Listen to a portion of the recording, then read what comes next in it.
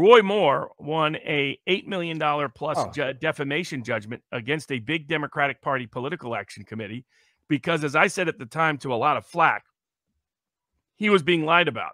The allegations against him screamed fake from day one. The allegations did not.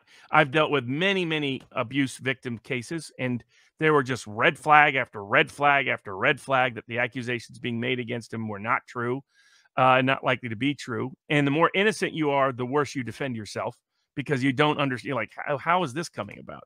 You don't process it. The people who know how to defend, the people who are guilty have really good defenses right away.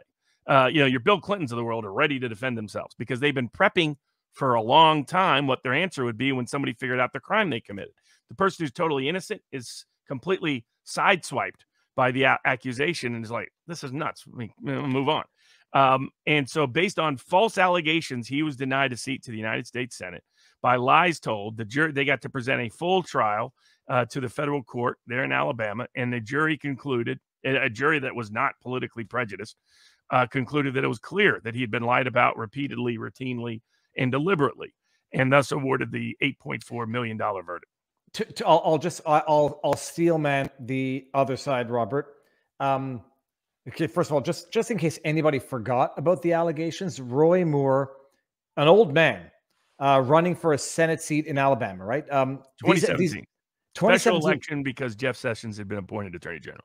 The accusations against him came from a woman who was 69 at the time, who said that this happened in 1979. This media campaign had they accused him of it being systematic. They raised a bunch of different accusations. So then what ended up happening? The first one comes out, and then as the media runs with it, an accusation from 1979. A bunch of other people come out of the woodwork, say that he asked them out when they were in their 20s. I mean, still decades old allegations. It cost him the seat. There's no question. Nobody can deny it. It was right before the vote, right before the election day, whatever.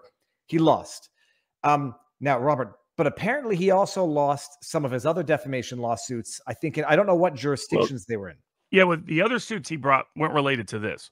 The other suits he brought were Sacha Baron Cohen did a parody based on fake pretenses of interviewing him, and he sued him. And they said because it was a parody, Cohen couldn't be sued.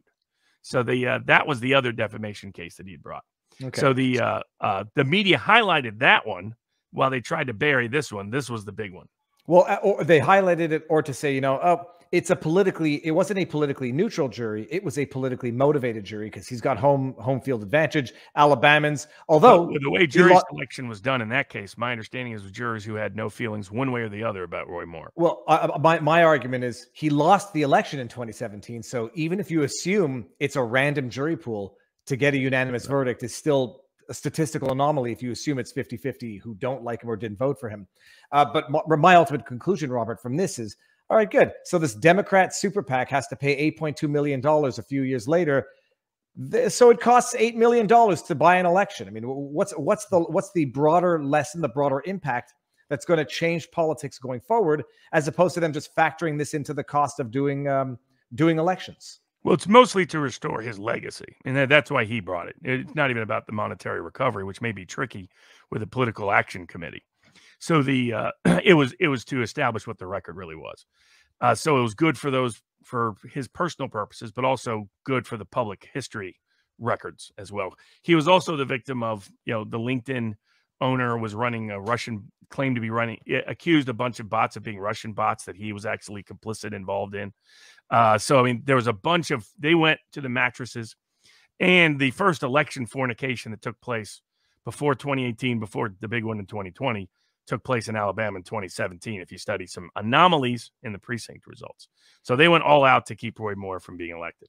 And but as part of that, they just libeled him left and right. But the media is trying to pretend that didn't happen. And you contrast that to, say, the Alex Jones coverage, and you see what the media is up to and what they're about.